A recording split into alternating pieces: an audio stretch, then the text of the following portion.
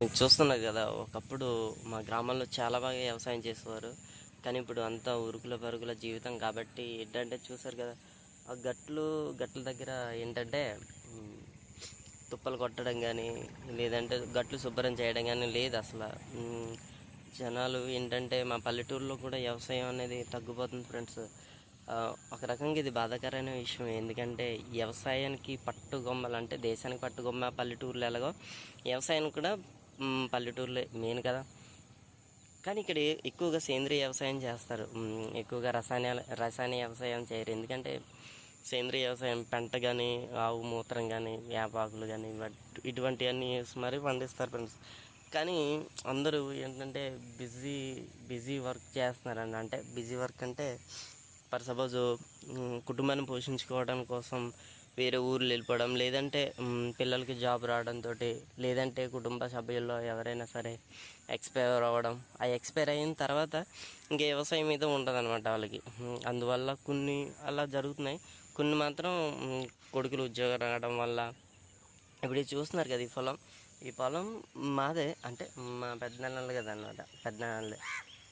పెద్దనాన్నలు అయితే వాళ్ళ అబ్బాయికి ఏంటి జాబ్ వచ్చింది అనమాట, టీచర్ జాబ్ వచ్చింది. రావడంతో తండ్రి ఒక్కడే, తల్లి లేదనమాట మా అన్నకి.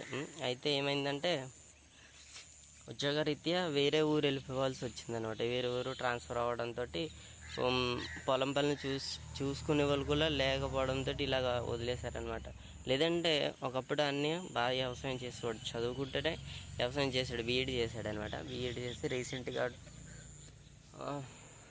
తెలియదు అదే ఎగ్జాక్ట్లీగా ఎప్పుడు వచ్చిందో తెలియదు ఉద్యోగం. కాకపోతే ఆ ఉద్యోగం రావడంతో వేరే ఊరు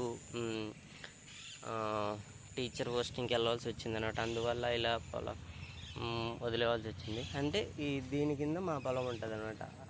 అక్కడ బిల్డింగ్ కనిపిస్తుంది కదా ఫ్రెండ్స్, ఆ బిల్డింగ్ పక్కన మాది టైప్కి అనమాట పొలం ఉంటుంది. అయితే మేము ముగ్గురు అన్నదమ్ములు కాబట్టి పర్వాలేదు, మేమైతే సర్వే అవుతున్నారు. నేను కాకపోయినా అన్ని వాళ్ళు ఉన్నారు కాబట్టి వాళ్ళు చేసుకుంటారు. కానీ మా పెద్దనాన్న అబ్బాయికి అలా కాదనమాట, ఒకడే అబ్బాయి. ఆ అబ్బాయికి టీచర్ జాబ్ వచ్చింది. మరి తర్వాత మా పెద్దనాన్న కూడా కొంచెం హెల్త్ ప్రాబ్లం అనమాట. ఏంటంటే బాగా ఏజ్డ్ అనమాట, ఓల్డ్ మ్యాన్ అనమాట. అందువల్ల పని చేయలేడు. ప్లస్ ఏంటంటే యాక్టివ్గా ఉండాలి ఫ్రెండ్స్. ఏదైనా వ్యవసాయంలో చేయాలంటే చాలా గట్టి చేయాలి కాబట్టి, ఓల్డ్ మ్యాన్ కాబట్టి, అంటే కొంచెం ముసలాయన కాబట్టి చేయలేకపోతున్నాడు. అందువల్ల మనుషులు పెట్టి చేయిద్దామన్నా సరే దగ్గరుండి చేయించుకోవాలి. లేదంటే మనుషులు కూడా మోసం చేసే అవకాశం ఉంది కాబట్టి చేయించుకోవట్లేదు. లేదంటే మంచి ఫలం ఫ్రెండ్స్. ఇక్కడ నుంచి ఆ కొండ కనబడుతుంది కదా ఫ్రెండ్స్, అక్కడ దాకా వాళ్ళదే మొత్తం. ఎలా లేదన్నా ఒక 5-6 ఏకర్స్ ఉంటుంది ఫ్రెండ్స్. చాలా మంచి భూమి కూడా. ఆ పైన పంటకాలం ఉంటుంది, ఆ కొండపైన పంటకాలం ఉంటుంది, చాలా బాగుంటుంది అనమాట. కాకపోతే ఏం చేస్తాం మరి, వ్యవసాయాన్ని వదిలేలాక వాళ్ళకి ఇష్టం ఉంటుంది, వాళ్ళు వదలడానికి వాళ్ళకు కూడా ఇష్టం ఉంటుంది. కాకపోతే ఏంటంటే మనకున్న అదే పరిస్థితిని బట్టి వదిలేళ్ళవలసి వస్తుంది అనమాట. లేదంటే మా అన్నయ్య కూడా బాగా చేస్తాడు, వ్యవసాయం కూడా బాగా చేసేవాడు, ఒక్కడే చేసుకుంటేవాడు. చాలా యాక్టివ్గా ఉంటాడు, యాక్టివ్ పర్సన్ అనమాట. కానీ అక్కడికి ఇలా అయిందని చూసారు కదా. పంట పొలం ఎలా ఉందంటే అసలు మొన్న వర్షం పడింది కానీ ఫ్రెండ్స్, వర్షం ఎక్కువగా పడడం వల్ల కొంచెం పాడైపోయింది. అంటే అప్పటికే ఎండిపోయింది ఇది, అప్పటికే ఈ చేను మొత్తం ఎండిపోయింది. ఆ ఎండిపోవడం వల్ల చూసారు కదా ఎలా ఉందో. మొన్న నీరు వచ్చింది కదా, ఇప్పుడు అలా చిన్న మొలకలు కనిపిస్తున్నాయి ఫ్రెండ్స్.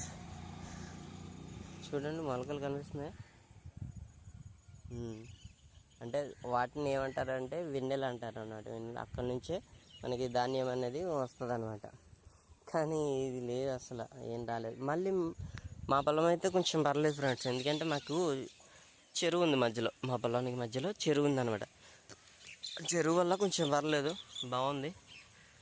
చేను కూడా బాగుంది కానీ హైట్ అవ్వలేదు ఫ్రెండ్స్. ఎప్పుడు చాలా హైట్ అయ్యి మా చేలు కూడా. ఎందుకంటే మేమందరం మ్యాక్సిమం సేంద్రియ ఎరువులతోటే పండిస్తాం. ఏ పంట అయినా సరే, ఇదైనా కావచ్చు, పత్తి అయినా కావచ్చు, లేదంటే మినువులైనా కావచ్చు, ఏదైనా పప్పు ధాన్యాలు ఏదైనా సరే మేము సేంద్రియ వ్యవసాయం చేసే పండిస్తున్నాం. రసాయనాలు తక్కువగా వాడతాం, చిక్కుడు బాదులు కానీ వీటికైనా సరే మేము ఎక్కువగా అదే సేంద్రియ ఎరువులే తయారు చేసుకుని వాడుకుంటాం. అంటే వీలు లేనోళ్ళు మాత్రమే రసాయన ఎరువులు వాడి పండించుకుంటారనమాట.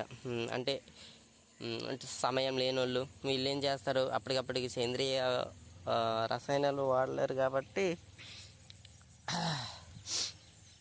మామూలు మందులు, పిండి వగేరా వగేరా ఇలాంటివి జల్లుతూ ఉంటారు అనమాట. కానీ సేంద్రియ ఎరువు, రసాయన ఎరువులకి తేడా ఉండదు. ఆ రెండు పంటలు బాగానే పండుతాయి, కాకపోతే భూమిలో ఉన్న సారం అనేది తగ్గిపోద్ది ఫ్రెండ్స్ రసాయనాల వల్ల. కానీ సేంద్రియ ఎరువుల వల్ల ఏంటంటే భూమిలో ఉన్న భూమిలో ఉన్న సారం అనేది ఇంకా పెరుగుతూనే ఉంటుంది కానీ తగ్గదు సేంద్రియ ఎరువులు వాడటం వల్ల. ప్లస్ మా ఊళ్ళో ఇంకేం చేస్తారంటే గట్లో ఉన్న తుప్పలన్నీ ఫస్ట్ ఆకుమడి జల్లేటప్పుడు చాలా బాగా చేస్తారు. తుప్పలన్నీ బయట పెట్టి మరి పారారు. ఆ కొట్టిన తుప్పలన్నీ ఏం చేస్తారంటే వీళ్ళు కుళ్ళబెడతారనమాట. నీరు పెట్టి కుళ్ళబెడతారు. కుళ్ళబెట్టిన తర్వాత అవి కుళ్ళిపోయి ఇంకా ఎరువుగా చాలా ఏపుగా తయారయ్యేలాగా చేను తయారయ్యేలా చేస్తారనమాట. ఫ్రెండ్స్, వీడియో ఇంకా ఉంది, అంటే వీడియో లెంత్ ఎక్కువ అవుతుందని మరి నేనే కొద్దిగా పెడుతున్నాను, మిగతాది తర్వాత పెడతాను అనమాట. ఓకే ఫ్రెండ్స్, నా వీడియోస్ కానీ మీకు నచ్చినట్లయితే లైక్ చేసి అలాగే ఛానల్ని సబ్స్క్రైబ్ చేసుకొని పక్కనే ఉండే బెల్ ఐకాన్ మీద క్లిక్ చేయండి. తర్వాత ఆల్ అనే నోటిఫికేషన్ మీద ట్యాప్ చేయండి. నా ప్రతి ఒక్క వీడియో మీరు చూడగలరు.